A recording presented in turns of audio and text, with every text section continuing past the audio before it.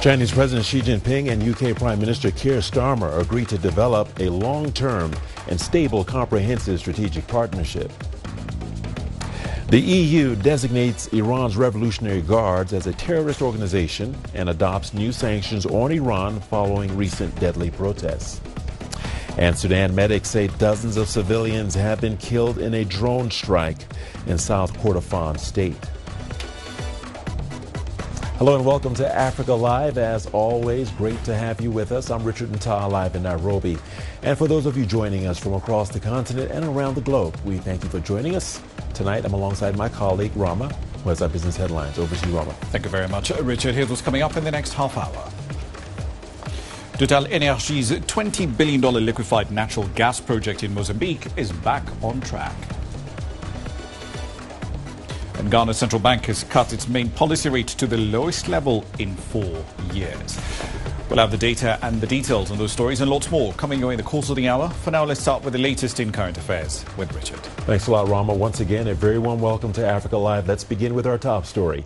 Chinese President Xi Jinping has met with the UK Prime Minister in Beijing. Keir Starmer is on an official visit that runs until Saturday.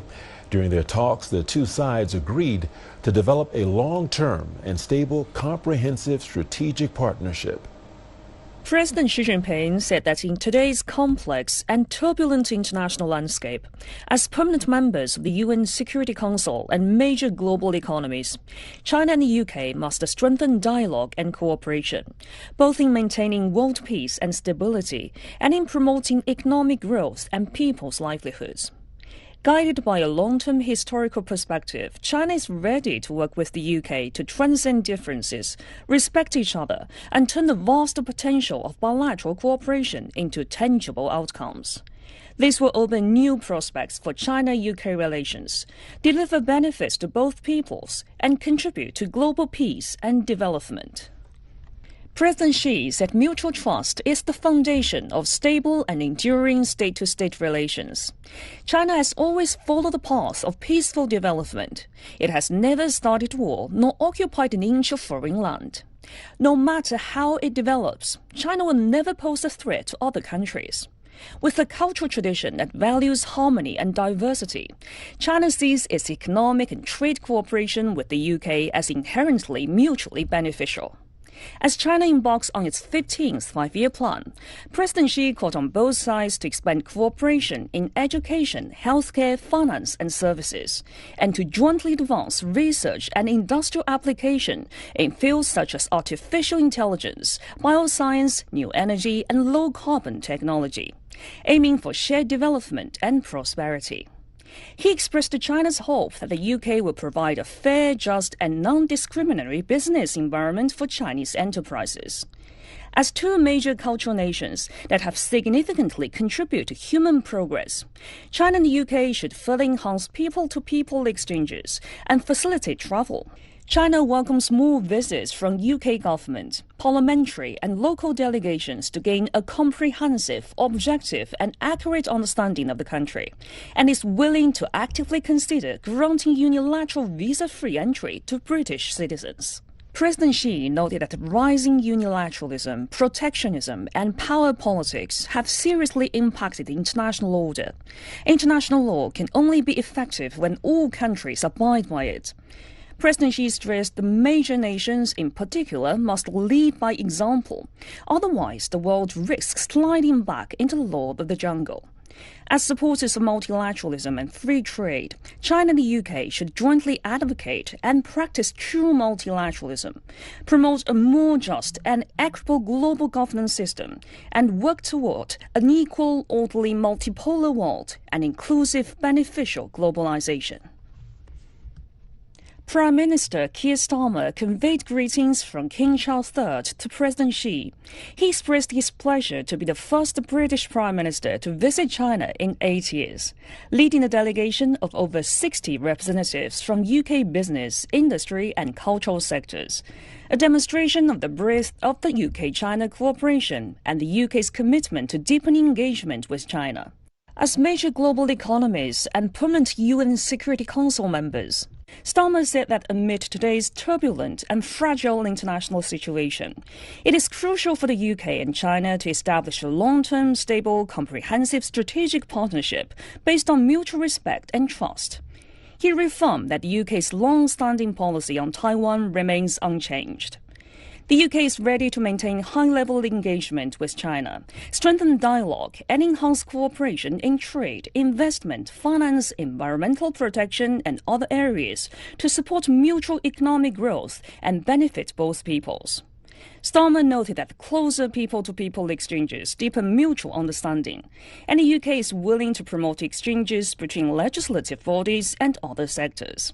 He added that Hong Kong's prosperity and stability serve the common interest of both sides, and the UK welcomes Hong Kong's role as a unique and important bridge between the UK and China. Recognizing China's key role in international affairs, Starmer said the UK is willing to strengthen cooperation with China on global challenges such as climate change and to jointly uphold world peace and stability.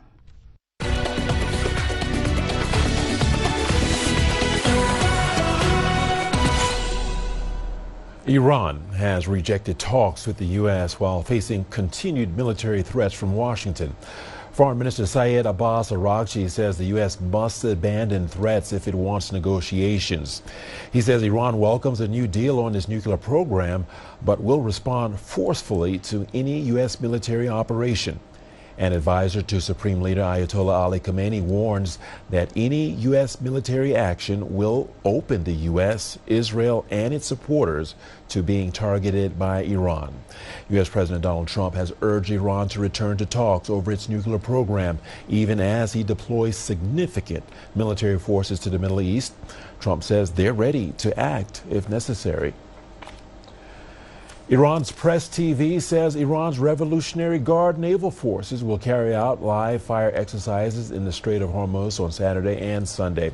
This comes after U.S. President Donald Trump announced a massive armada was heading towards Iran, while another U.S. warship, the destroyer USS Delbert D. Black, is now in the Middle East. Trump has been appealing to Iran to resume negotiations aimed at securing a no-nuclear weapons deal. In his post on social, he threatened Tehran, saying time is running out to secure a deal with the U.S. The Strait of Hormuz is the world's most vital oil export route, connected to the biggest Gulf oil producers like Saudi Arabia, Iran, Iraq, and the United Arab Emirates, with the Gulf of Oman and the Arabian Sea. The European Union foreign ministers have approved new sanctions on Iran following Tehran's crackdown on protesters. The sanctions target individuals and entities involved in the crackdown and in the country's support for Russia. The ministers also agreed to include the Islamic Revolutionary Guard Corps on the bloc's list of terrorist organizations. The move is likely to put the powerful group in a category similar to that of Islamic State and Al-Qaeda. Some EU members, led by France, have long been hesitant to add the IRGC to that list, but finally agreed to take the move on Thursday. Established after Iran's 1979 Islamic Revolution, the IRGC holds great sway in the country, controlling large parts of the economy and armed forces. It was also put in charge of Iran's ballistic missile and nuclear programs. And now to South Sudan, where the international community is calling for a major de-escalation in tensions and the resumption of meaningful dialogue between the opposing sides. The call comes as fighting between the government's troops and the Sudan's People's Liberation Army, or SPLA-IO, has intensified in Jonglei State, just northeast of the capital, Juba. The SPLA-IO is an armed group run by the opposition leader and suspended First Vice President Riek Machar, who's facing charges of murder and crimes against humanity. CGTN's Patrick Oyet reports. Government troops, known as South Sudan's People's Defense Forces, claim to have pushed out opposition forces from two areas in the northeastern part of Jonglei State near the border with Ethiopia. However, the opposition SPLA-IO is refuting the claim, but as fighting continues, the United Nations says more than 230,000 people are now displaced. Some have fled to Ethiopia as asylum seekers. Many members of the international community are calling for de-escalation of tensions. The EU is concerned about developments here in South Sudan right now. The increased and intensified violence that we have seen over the last few days is really of utmost concern. There is a clear need for more dialogue and for political agreements to stop the violence and come back to the implementation of the peace agreement. The SPLA-IO says it is fighting because President Kiir's government has failed to implement the agreement of 2018 that ended 5 years of brutal civil war in the East African country. South Sudan's government says it is only fighting in self-defense, but it has sent in thousands of troops to Jonglei state and has asked civilians to evacuate SPLA-IO control areas. The UK is adding its voice to international calls, asking that the warring sides ensure civilians are protected, but there appears to be no end in sight to the violence, which has now displaced almost 250,000 people. Patrick Oyet, CGTN, Juba, South Sudan. And to the conflict in Sudan now, where medics say dozens of civilians have been killed following a drone strike in Dilling, the second largest city in South Kordofan state. Local reports indicate the paramilitary Rapid Support Forces, which has been fighting the army for almost 3 years, carried out the attack using suicide drones, hitting multiple locations across Dilling. These included the main market as well as the headquarters of the Army's 54th Brigade. The strike comes just 2 days after the Army said it had broken a siege on Dilling, reopening a route linking the area to North Kordofan state.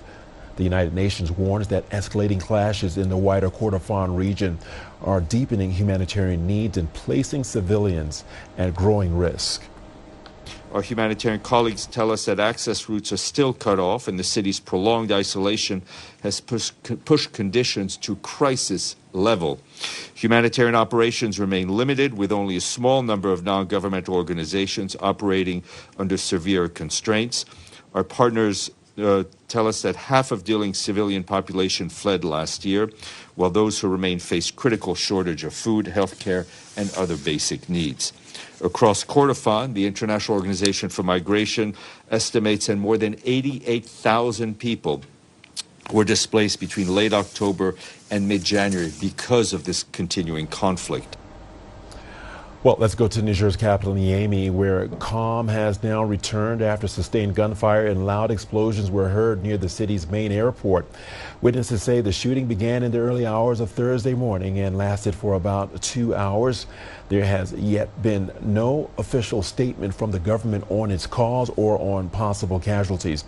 Niger has been under military rule since 2023, when General Abdurrahmani Tiani led a coup that removed the elected president. The West African country, along with its neighbors Mali and Burkina Faso, continue to face persistent attacks from armed groups linked to Al-Qaeda and Islamic State. The violence has killed thousands and displaced millions across the Sahel region, contributing to ongoing instability and security concerns. Well, for more on this, we earlier spoke to our correspondent Gare Amadou in Niamey. Let's take a listen. We do not have any official statement saying what happened yesterday. We are still waiting. Maybe we'll have information during in the afternoon, maybe, or before the night. We have a statement saying what happened. But we do not have any information about the casualty, and we do not know who is, the author of the attack. We know that this kind of attack happened in Bamako. Last year, the airport of Bamako was attacked, and let's say Al-Qaeda claimed to be the author of the attack. We are supposing that maybe Al-Qaeda tried to do the same attack on the airport of international airport of Niamey, because you know that the airport is supposed to be the most, let's say, the high level of security around airports in Africa or in every country. So by attacking the airport, they're trying to show to people that they can attack any kind of target in the city, no matter if we have security forces or not.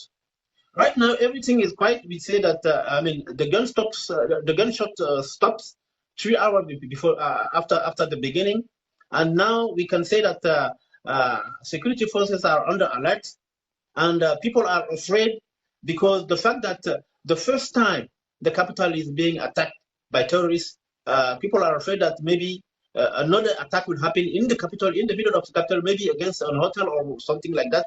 As you know that in Burkina Faso and in Mali, this kind of attacks against hotels happened some years ago. So people are afraid that maybe after the airport, maybe another target will be in the capital or somewhere else. And there is a lot of fear among peoples. Ethiopian Airlines has suspended flights into airports in the Tigray region. This follows reports of renewed violence in the region between the army and the Tigray's People's Liberation Front. A diplomatic source told media that clashes had erupted this week in western Tigray. Eyewitnesses in Tigray's capital, Mekelle, said hundreds queued in banks to withdraw money on Thursday, but many banks ran out of cash. A senior Tigrayan official said the regional government had sought an explanation from Addis Ababa on the flight cancellations, but did not get any response. A 2022 peace deal to end a brutal civil war in Tigray has been unraveling of late as tensions grow over disputed territory and ahead of June's elections. In the DRC, CGTN, who heads the rebel Congo River Alliance, has criticized a minerals partnership between the DRC and the United States. Nanga said key mining areas were under rebel control and warned the deal could face legal and contractual disputes. Congo's presidency has rejected the claims, however, describing them as speculative and saying the agreement falls within the constitutional powers of the elected government. Officials say the partnership, which links U.S. access to critical minerals with investment and security cooperation, will be submitted to Parliament for approval. The Eastern DRC is exceptionally rich in the so-called 3T minerals, crucial for global electronics, green technology, alongside significant copper and cobalt deposits. Now, still in the DRC, the Democratic Republic of Congo, it's been a year since the M23 rebel group seized large parts of the east, including the strategic cities of Goma and Bukavu. The leadership has been boasting of restored peace in the region, even as fighting with government forces continues in many places. Nevertheless, residents in parts of Goma say they are adjusting to the new administration, which has enabled them to resume business. CGTN's Jonglei with more. Nighttime in the Democratic Republic of Congo's eastern capital of Goma, and marketplaces are bustling with activity as businessmen and women ply their trade undeterred by darkness. It's an indicator of peace in a once troubled area. Residents say since the M23 rebels took over the city about a year ago, security has improved. We sell until 9:30 p.m., sometimes even later because we only work at night. We start from 7 p.m. until 9:30 or 9:45 p.m. Before, when the army and Wazalendo controlled the city, we used to close services too early because our goods were seized. Bandits stole our money and took our phones. But today, we no longer fear anything because we already have security. While some feel a sense of relief with the new leadership, others say the economy is struggling, as some facilities like banks and the airport are still not operational. Our business is not doing well because the airport and banks are not operational. People are not buying anymore. Before, we sold a lot in a short time, but today we have a lot of time to sell, but we're just forcing ourselves. There are no sales. This church in Mugunga neighborhood once sheltered displaced people at the height of conflict in eastern DRC. But since M23 took control, the displaced people were ordered to return to their homes. It had been difficult for the displaced because they returned in very difficult conditions, and it shocked us too. It broke our hearts because they returned in those conditions. They had nothing. They had no assistance, but they returned like that. That hurt us a lot. The administration now in charge is confident that areas under its leadership will flourish as long as they are peaceful. Goma is a secure city. There are no armed bandits. You will no longer hear gunshots in Goma as was the case before. In Goma, the population sleeps and lives in safety. Our security forces are working hard for this security. On the administrative level, it must be said that all areas of Goma, particularly Bukavu, the space is well administered. Vous comprenez ce qui s'ensuivra. The government maintains it must regain control in North and South Kivu through diplomatic and military intervention. Don't think for a minute that we are sitting idle. On the contrary, we should know that every day, whether in diplomatic frameworks or in strengthening our army, we are working to achieve the goal of removing the father, Rwanda, and the sons, the M23, from our territory. But we cannot succeed if we are not all mobilized. Meanwhile, residents hope that the peace they now enjoy may last forever and that the banks may reopen to help the economy recover. Wanjamungai, CGTN. Time now for a short break. We shall reset and return with more Africa Live. Here's what's ahead. Coming up, we'll visit the Egypt-Gaza border as aid truck drivers await the full reopening of the Rafah crossing.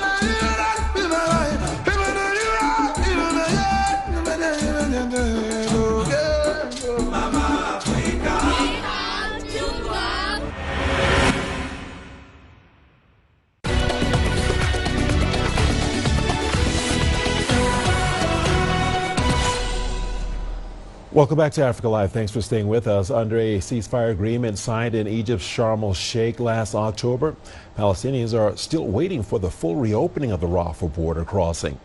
While Israel has allowed limited pedestrian movement, the flow of desperately needed humanitarian aid into Gaza remains severely restricted. With aid trucks facing delays and repeated rejections, CGTN's Yasser Hakim spoke to some of the drivers about the situation. On your way to the Rafah border, you cannot but notice the long queues of aid trucks parked along the desert road as drivers wait for the green light to enter Gaza. Some of these drivers expressed their anger that in many cases they had to go inside the Rafah border crossing to deliver the aid, but it's rejected and they have to go back with the same shipment on board. Truck driver Ali Ibrahim tells me he's not moved from the spot for over 2 years. He showed me a document stating that the last time he managed to send aid into the strip was in November 2024. I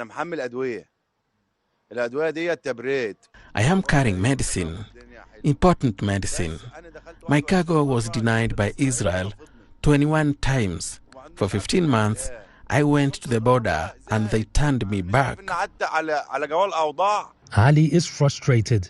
He knows that while people are dying in Gaza, life-saving help is right here. He says he feels helpless and claims that Israeli authorities are intentionally preventing them from saving lives. One time, they rejected the medicine because the truck's wooden pallets were scratched.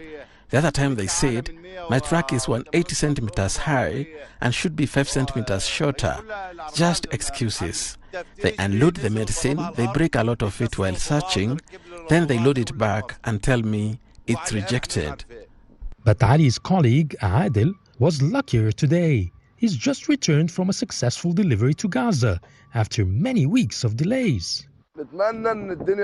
I deliver food, tents and blankets. The truck is searched twice at the border and loaded on the Palestinian side, and I return. Some food got spoiled from the delays, but the rest was fine. Currently, an average of 108 trucks enter Gaza daily, a big drop from the 600 trucks entering each day before the war on Gaza that has killed over 70,000 Palestinians so far. The reopening of the Rafah border for the first time in 2 years has been widely welcomed, even if only for pedestrian traffic for now. I wish the Rafah border crossing will open indefinitely and we can deliver aid all the time like before the war. I've been here since 2020. I want peace for our brothers in Gaza. They are suffering. For the time being, these drivers have to continue enduring long waits that could stretch up to months. So they wait, living in their trucks where they eat and sleep, staying put until the next time they're allowed to make another life-saving trip into the war-destroyed enclave only a few kilometers away. Yas Hakim for CGTN at El Arish City near the Rafah border, Egypt. In Mozambique, disaster relief efforts continue as the country reels from what experts have called the worst flooding in a generation. The country's neighbors in southern Africa have stepped up aid assistance, and teams from the UK and Brazil are also involved. Officials say the water levels are beginning to recede, but their teams are still struggling to reach flood victims in the worst affected areas. CGTN's David Mbithi with that report. The scale of the flooding in southern Mozambique's Manhica district has forced thousands to flee their homes for safety. The disaster has wreaked havoc on communities, leaving roads impassable and neighborhoods submerged. Residents of flood-stricken Josina Island described enduring desperate conditions before help arrived. We suffered a lot in Josina Island when we were hit by floodwaters. We were helped by a nearby Q10 school. When water got in our houses, all of us from the area went to the school. As we were standing in the classrooms, the water invaded the place. So the local teacher told us to climb on top of the desks, where we sat from night to morning. There was no way to sleep in the water. We stayed for 3 days in the water and we left on the 4th day. The group was rescued on the 4th day by helicopters, which flew them to safety. Rescued residents have been receiving food and shelter, and local volunteers have also been mobilized to assist stranded traders and boat operators. The items we are loading here are to help the traders. As conductors of the boats, we saw they were suffering in this place. They can't cross to the other side, so we are helping them. But we are at the end of this duty because the water is receding. On Tuesday, Mozambican President Daniel Chapo said the water levels were receding in some of the worst affected districts, but the situation remained critical. According to official data, the floods triggered by weeks of intense rainfall have affected more than 600,000 people across southern and central Mozambique. David Mbithi, CGTN. The U.S. has sent one of its top diplomats to Africa to improve trade relations. On Wednesday, the African Union Commission chairperson Mahmoud Ali Yusuf welcomed Christopher Landau, who is the U.S. Deputy Secretary of State, to the Commission's headquarters in Ethiopia's capital, Addis Ababa. Yusuf said their discussions centered on trade and investment, while he also addressed concerns regarding Washington's travel restrictions that impact African citizens. The United States wants to be present in Africa. We think there's many advantages for Africa and for the United States. So we talked a lot about economic opportunities, particularly these corridors. The Libido corridor, I think, is a great example in which Africa can take great pride. So there are a number of question marks that we have. We raised them. And we also raised our concern for the restrictions on visas that the United States is imposing on African citizens. And we even expressed our surprise to hear that African fans of African football teams that have been qualified to the World Cup could not make it to the United States. We raised all those issues because we need to have outspoken, frank discussions with the United States. Hundreds of actors and film industry players in South Africa have taken to the streets of Cape Town over funding cuts. Rallying outside Parliament on Wednesday, they say the cuts have been pushing the industry towards collapse. They also blamed the government for neglecting the sector, leading to loss of jobs. In a statement, a coalition of industry organizations said that project approval meetings had stalled, bringing production activity to a halt.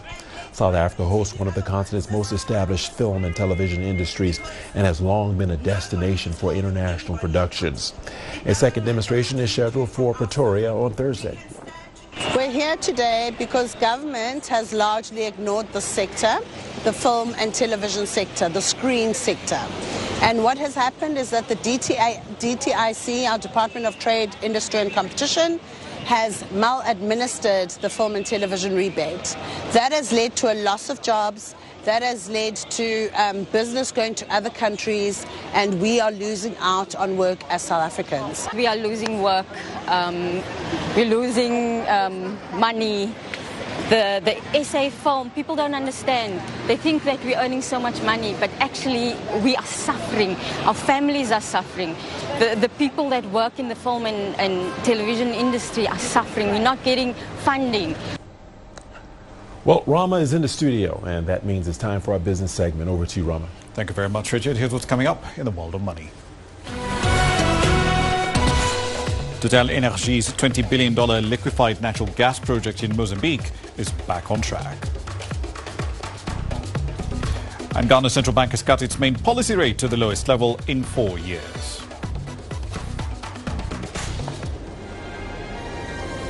The greatest journeys, the greatest sights, the greatest adventures. Here in Kanata, this weir allows the locals to walk on water. We're far more than just TV news. We're your passport to the wonders of Africa.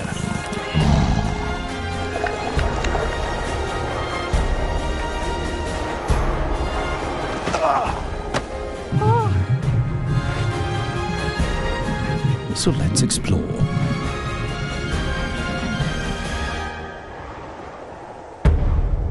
CGTN. See the difference.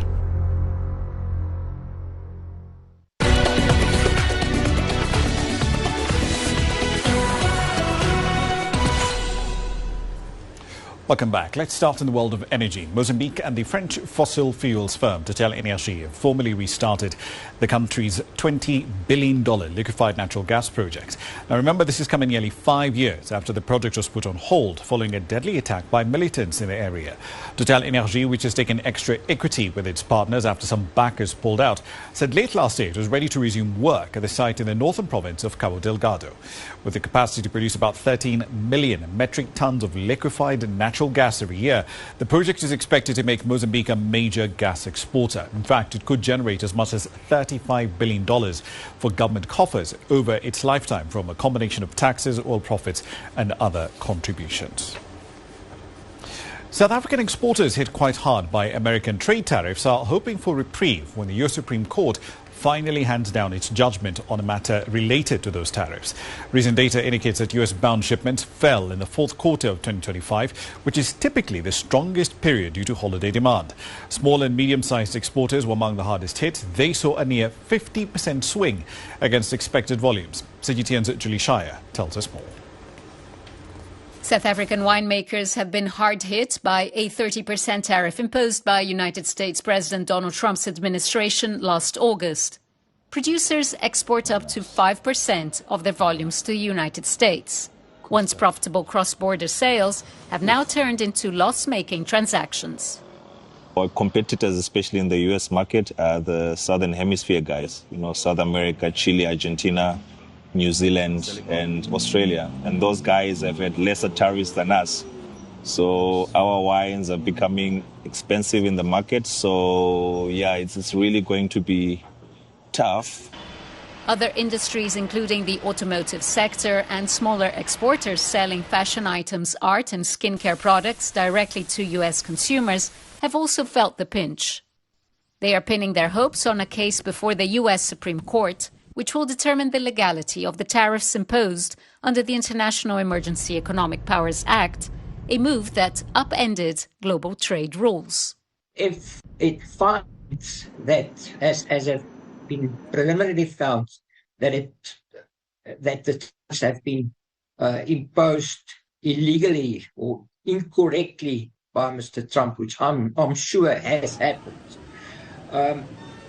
then if duties will have to be refunded, and the tariffs will have to be reversed. It might also open the door for claims against the United States. A ruling in favor of the administration could mean continued turbulence for global trade until Trump steps down in 2029.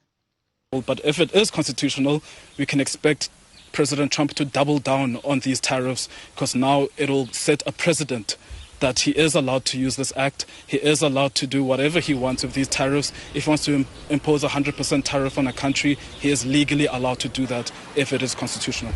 South Africa's continued inclusion in the African Growth and Opportunity Act is also under threat. AGOA is a presidential trade agreement that gives African exporters duty-free access to the U.S.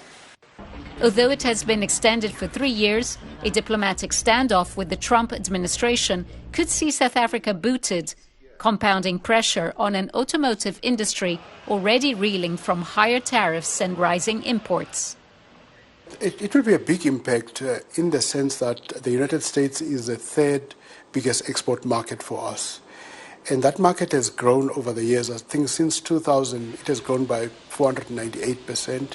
If you think of the direct jobs, total AGOA, it's about 86,000 people are employed through AGOA and about 125,000 people in the value chain. So it is big.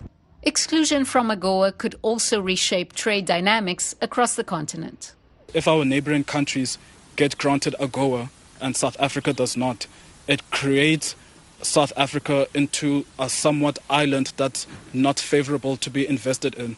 If a manufacturer comes from Asia or Europe, is looking for an African country to manufacture goods to export to the United States, South Africa will be lost on that list. Much is riding on the Supreme Court ruling, which was initially expected late January, but was postponed following President Trump's visit to the World Economic Forum in Davos. The decision is widely anticipated as it could have significant implications for the future of current tariff framework.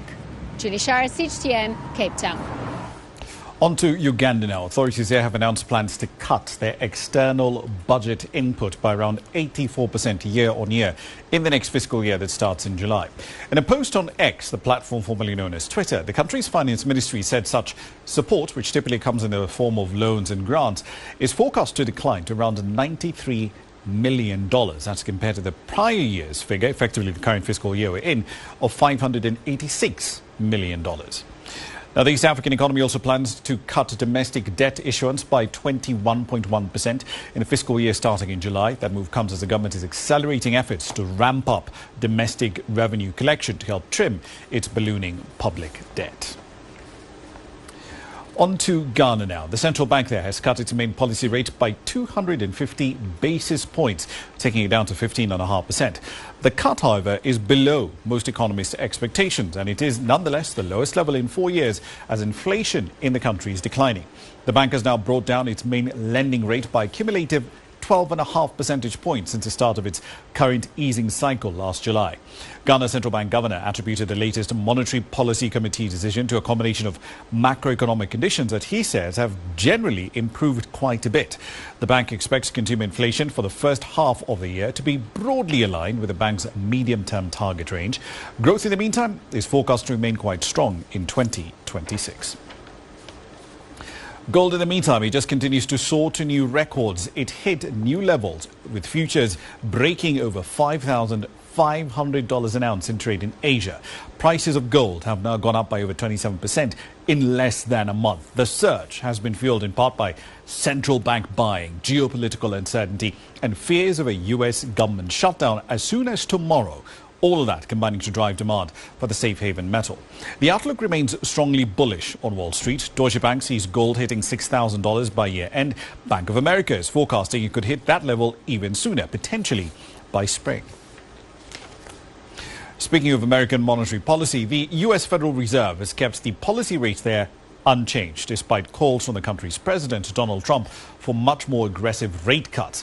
In its first rate-setting meeting of the year, the Fed held the policy rate steady in the target range of between 3.5% and 3.75%, citing still elevated inflation alongside relatively solid economic growth. My colleagues and I remain squarely focused on achieving our dual mandate goals of maximum employment and stable prices for the benefit of the American people. The U.S. economy expanded at a solid pace last year and is coming into 2026 on a firm footing.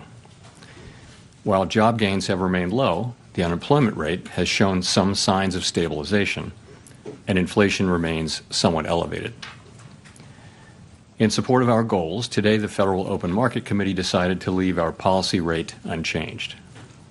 Having lowered our policy rate by 75 basis points over the course of our previous 3 meetings, we see the current stance of monetary policy as appropriate to promote progress toward both our maximum employment and 2% inflation goals. Now, that announcement comes as a slate of major American tech firms are going to be starting to report their quarterly earnings. Investors have been very closely monitoring results that are due from Microsoft, Meta and Tesla. Outside the tech sector, Starbucks is also reporting its figures. Here's CGTN's Cortina Mitchell with the details. Over 100 U.S. companies reporting quarterly earnings across the Wednesday session. Let's take a look at some of the big names, starting with Starbucks. It delivered mixed results in its earnings report, a miss on earnings, but revenue did deliver a beat. The big news here is the coffee giant posted its first quarter of growth in North America in 2 years. That as the company continues its turnaround plan led by CEO Brian Niccol. A slew of reports coming in after the bell. So let's start with Tesla. A lot of concern coming into this report. Fourth quarter results coming just weeks after it reported a 16% year-over-year decline in deliveries, but delivering beats on the top and bottom line on the day. The big concern was that if revenue wasn't strong enough, it would result in a decline in revenue for 2025. That actually happened. It was a third straight quarter of revenue declines, resulting in its first ever annual decline on record. Still, investors rewarding the automaker stock higher after results, after hours on the result. On to Meta, it also delivered beats on the top and bottom, EPS coming in at 8.8 versus 8.15 on the low-end estimate. Company also reported stronger than expected sales guidance for the first quarter. The estimates are between $53.5 billion to $56.5 billion. That's well ahead of estimates. CapEx tied to AI is expected to be in the range of $115 billion or so for 2026, and the stock soared over 6% after hours on those results. And then let's move on to Microsoft, also delivering a beat, but stock was punished after hours on slower than anticipated cloud growth. 45% of its remaining commercial performance obligation is tied to OpenAI, and personal computing segment brought in just over $14 billion, 14.2. That's below estimates and down by about 3%. Now let's take a look at how U.S. markets fared outside of these earnings results as the Federal Reserve delivered its two-day policy meeting and results on interest rate. They remain unchanged. On that news, the Dow up just a fraction, the S&P was down a fraction, and the Nasdaq was up almost 0.2%. A quick look ahead to what to expect in the Thursday session here in the U.S. More earnings on deck. The likes of Apple, Visa, and MasterCard reporting. Cortina Mitchell, CGTN, New York. I can tell you at this point that Microsoft shares are down by around 12%. The market clearly not really liking the quarterly numbers they've seen. We'll have an update for that at the top of the hour. One last story for you in this segment, though. China has unveiled a new plan to enhance service consumption. It's detailing as many as a dozen measures for 6 sectors. Those include transportation, household goods, online media, tourism, the automotive aftermarket, and inbound consumption. Now, that strategy is prioritizing increasing supply, testing new models, and developing in-house talent. It's also targeting high-growth areas like tourism, sports events and experiential services, while streamlining inbound travel. Support will be provided through a range of fiscal tools, financial mechanisms, and stronger regulatory and credit systems. Analysts who believe this plan will unlock significant domestic demand and reinforce service consumption as a key pillar for economic growth in the world's second-largest economy. Expanding and upgrading service consumption will propel China's service sector toward higher quality and efficiency, while also boosting employment stability and household income growth, creating a virtuous cycle from jobs and earnings to sustained consumption. And we'll leave it there for the time being. Here's what's coming up at the top of the hour, though. We'll be focusing on the business of credit ratings and debt restructuring for African nations. The details on that and plenty more, including that dispute between Ghana, Zambia and the Afrexim Bank and Fitch on top of that. All of that coming your way at 1800 GMT. For now, back to Richard for the sport. Thank you so much, Rama. And a bit of news from the world of sports now. And here are the headlines. Coming up in sports, Senegal and Morocco handed hefty fines and bans over the AFCON finals misconduct.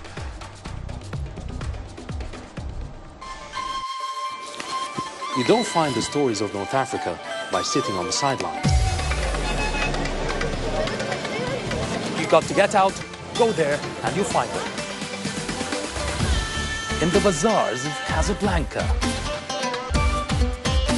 Among the crowds in Cairo. Who come to visit Cairo, the ancient capital of Egypt. Along the waters of the Nile. Along the sands of the Sahara. No one else will take you where we can in North Africa. No one else will show you what it's all about. CGTN, see the difference.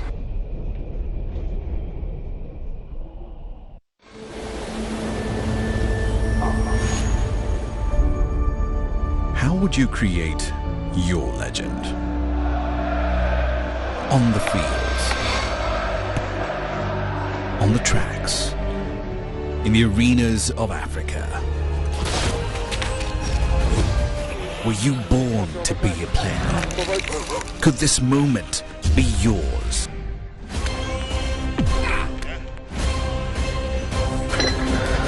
Sports Scene. Find your game.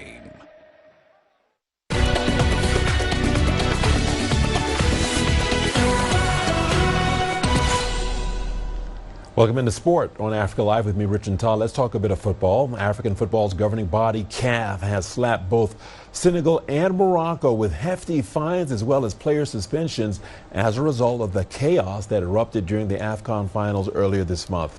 Senegal received the heaviest sanction after being fined, listen to this, $615,000 for what CAF called the improper and unsupporting conduct of its supporters, their players and staff, which brought the game into disrepute. Head coach Papa Thiaw was handed a 5-match suspension as well and a $100,000 fine. Everton's Lehman Ndia and Ismail Assar were given 2-game suspensions for their unsupporting behavior towards the referee. The host Morocco were fined $315,000 for inappropriate behavior by ball boys and improper conduct of their players and staff as well as their fans. Ismail Sabari was handed a $100,000 fine, while Captain Ashraf Hakimi got a 2-game ban for unsupportive behavior.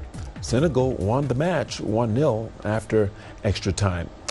Well, we're just days away now from the opening of this year's Winter Games, and the countdown is continuing in the host country, Italy. The Olympic torch relay visited the ski jump venue in Pedrazzo yesterday as the flame made its way from Canazei to Calavis. One of the key stops was nicknamed the Ferry of the Dolomites and is known to be a very picturesque resort. On today's 53rd stage, the flame will cross some of the most representative territories of South Tyrol and Trentino. It's scheduled to arrive in Milan for the game's opening ceremony next Friday. Italian officials are pushing back against the presence of U.S. immigration and customs enforcement agents at the Olympics. Milan Mayor Giuseppe Sala says he does not want ICE agents operating in Italy, arguing they cannot guarantee alignment with Italy's security policies. ICE later confirmed its personnel would collaborate with Italian authorities, focusing on security, support for the U.S. delegation, and the prevention of transnational criminal threats. Italian Interior Minister met with the U.S. ambassador about the issue. Matteo Piantetto exclusively with Italian law enforcement. The Italian resort of Cortina is set to play host again this year, 70 years after it welcomed athletes for the 1956 Winter Games. CGTN's Hermione Kitson has more on its preparations. Manuela Angeli was just 16 years old when she followed in her father's footsteps, competing in Italy's first Winter Olympics here in Cortina in 1956. My father had been a bob champion. He did the Olympic Games in Garmisch-Partenkirchen in 1936. So, I mean, I was proud that after 20 years I could do them, you see. At the time, Manuela was among a small number of women competing on the Olympic stage. Now I'm proud that I have been one of these women, but at that time I found it natural that it was like that. 92-year-old Bruno Alberti is another local Olympic hero. Che bello. I was handsome. Despite qualifying, an injury kept him out of the 1956 Games, but he made up for it in the years that followed. Let's say I arrived at 3 Olympics because I also competed at Squaw Valley and Innsbruck. But unfortunately, I always saw the others win. Fast forward to 2026, the Olympic flame is set to return. Exactly 70 years after the 1956 opening ceremony, the torch will pass through the heart of Cortina on its way to Milan. Preparing this small Dolomites town for a modern Olympics has been a costly race against time. It's an emotional moment, and it is the end of a journey that for us started 2 years ago. Historic sites like the Sliding Centre and Ice Stadium have been renovated, a temporary Olympic village built, and a new cable car is in the final stages of construction. 80% of the 3.4 billion euros invested is allocated to works that will leave a legacy for the territory. But while the Games and the town may have changed, its beauty and spirit have not. I'm sure that the athletes feel like I felt. I mean, that hasn't changed. They have also this Olympic spirit. There is no other town that is more beautiful than Cortina, because there is a crown of mountains around it that is unique. Hermione Kitson, CGTN, Cortina, Italy. Well, let's get the very latest from the Australian Open in Melbourne. And world number 1, Aryna Sabalenka, has qualified for her 4th successive singles finals as the powerful Belarusian saw off the challenge of Ukraine's Elena Svitolina on Thursday. The two-time champion won the first set 6-2 and recovered from a breakdown in the second set to claim it 6-3. Sabalenka has yet to lose a set in the tournament and seems to be getting stronger with every match. Still, the 27-year-old will likely need to be at her very best to beat Elena Rybakina in the finals. The Kazakh, who's the reigning WTA finals champion, defeated Jessica Pegula in 2 sets in the other semifinals. That honestly, and yeah, that's incredible achievement, but the job not done yet, and super happy with the win. She's such a tough opponent, was playing really incredible tennis throughout the whole week, and yeah, just super happy to be through this tough match. And in the men's, Novak Djokovic has advanced to the Final Four, but once again, because of an injury to his opponent.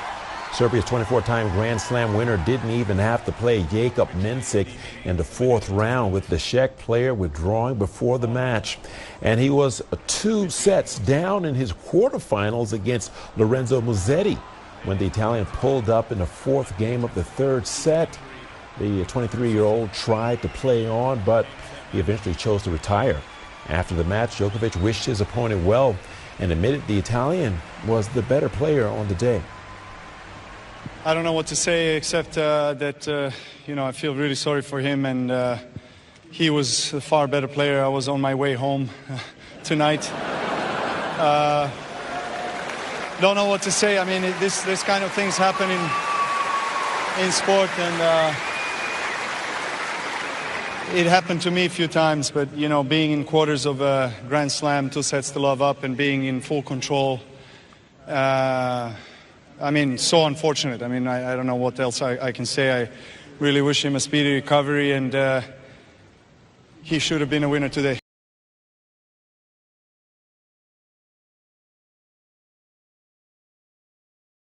There's no doubt.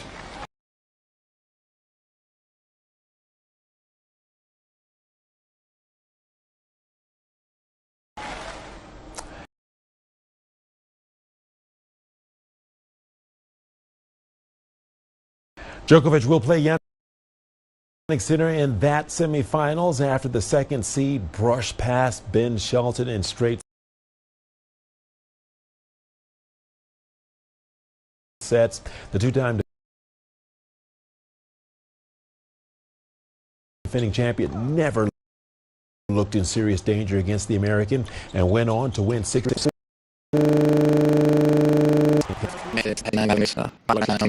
It's over and over again. It's very difficult. It's one of the toughest challenges we have in our sport. So it's, as I said on court, it's great to have Novak, playing this level still, very, very, very high level, and and it's Grand Slams always very difficult against Novak, Well, that is it for this edition of Africa Live. Remember, you can send us your feedback to the contacts on the screen and follow us on digital media platforms. For the team, I'm RichardNta saying thank you so much for watching. Up next is Global Biz with Rama.